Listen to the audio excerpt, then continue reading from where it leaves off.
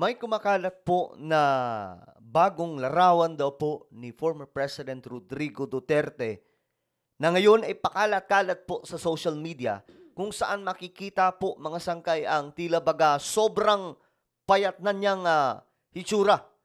Ang tanong dito, totoo kaya ito mga sangkay? Nagsalita na po si Vice President Sara Duterte.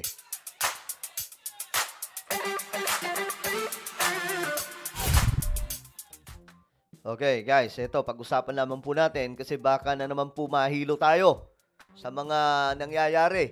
Kasi kumakalat po ito ngayong larawan ni PRRD, no? Kung saan makikita po mga sangkay yung payat na itsura ng ating dating Pangulo.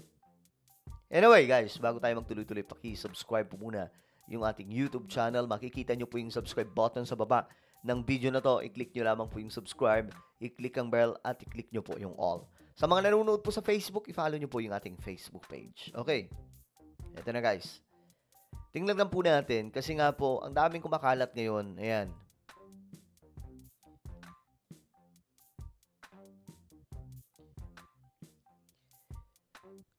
Ito po yung larawan mga sangkayo.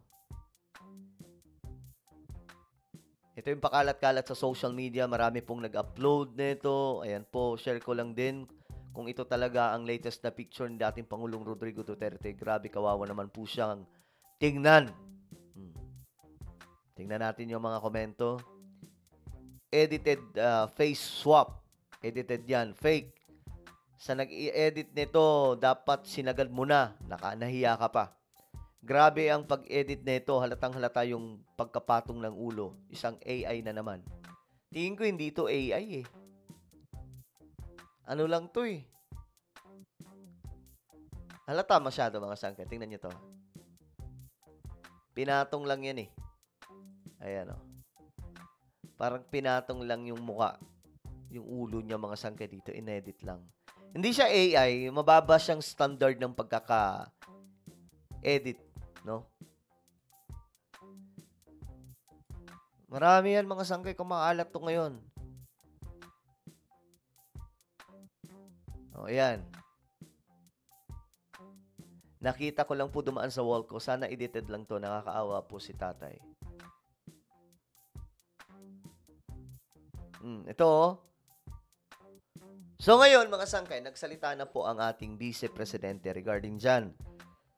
Kasi ang dami po, ang daming nagpakalat na ito mga sangkay. Ayan oh.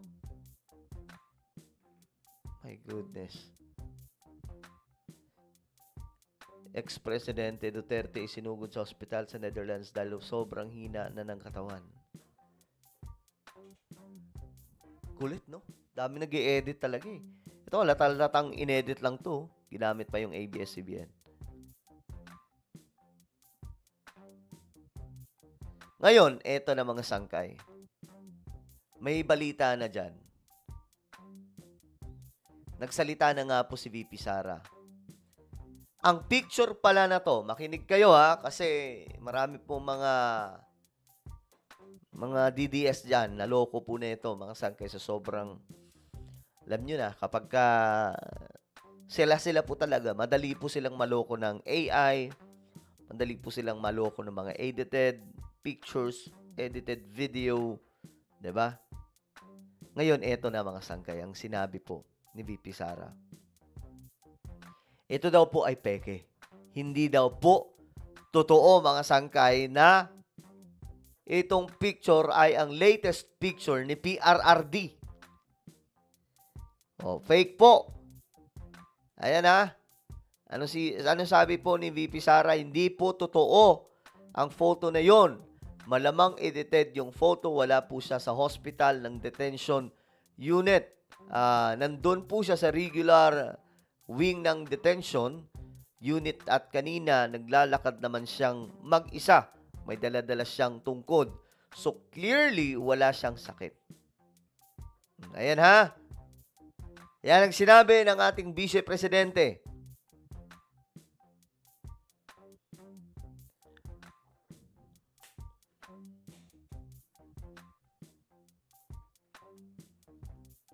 Kaya sana, no, tigil-tigilan na po sana ng iba yung paggawa ng fake news.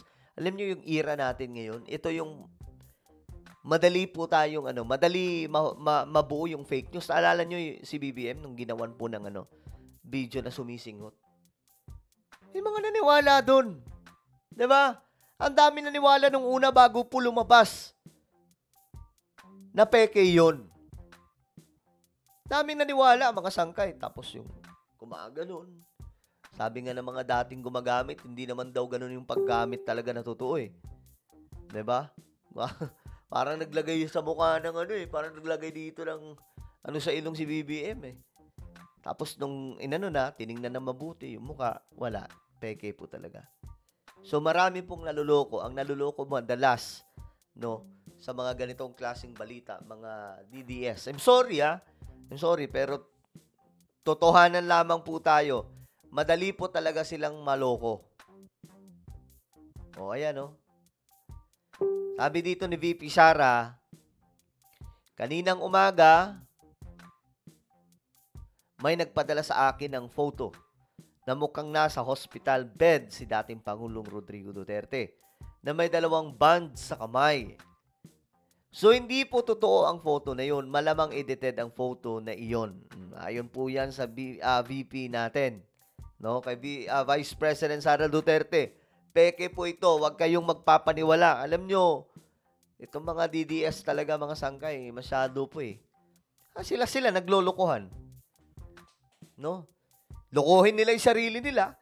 Lulukohin nila yung mga kasamahan nila. Mga sangkay. Yung mga kasama naman nila, mag-iiyakan. Kawawa naman si Tatay Digong. Yari ka talaga, BBM, pag kami nakabalik. Diba? Ganun kaagad yung mga yan. Hindi muna kasi inaalam kung totoo ito o hindi.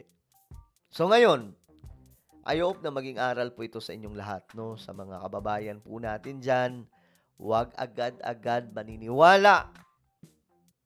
Okay? Tingnan po muna. Kagaya po nito mga sangkayo, tingnan nyo.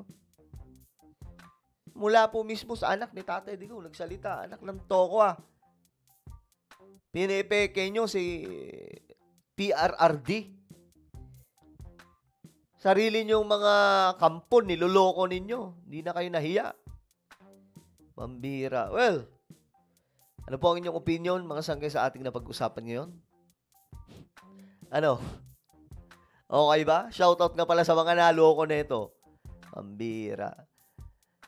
Okay, ano po ang inyong opinion? Comment down below. Mayroon po tayong YouTube channel, Sangkay Revelation. Hanapin niyo po ito sa YouTube ngayon din. Magaganda po yung topic natin dito patungkol po sa mga nangyayari sa ating mundo related po sa Bible prophecy. Kapag nakita nyo na, i-click nyo po yung subscribe, i-click ang bell, at i-click nyo po yung all. Ako na po ay magpapaalam. Mag-iingat pong lahat. God bless everyone.